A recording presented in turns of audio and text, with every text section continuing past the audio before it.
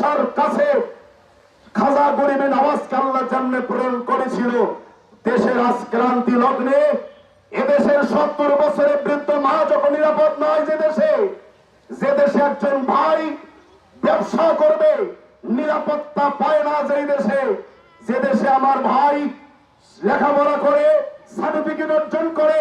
বেকারত্ব বিষয়ে ভোগে, যেই দেশে মানুষ, যে দেশে ছোট্ট ছোট্ট বাচ্চাগুলি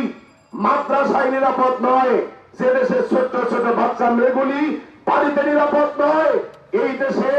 গরিব মানুষ 500,000 টাকা নিয়ে বাজার গিয়ে যখন হাসি মুখে বাড়িতে ফিরতে পারে না,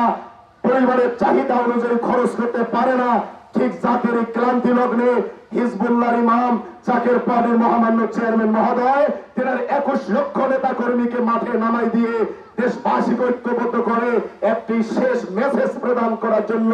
আজকের জনসভায় আমরা সমবেত হয়েছি।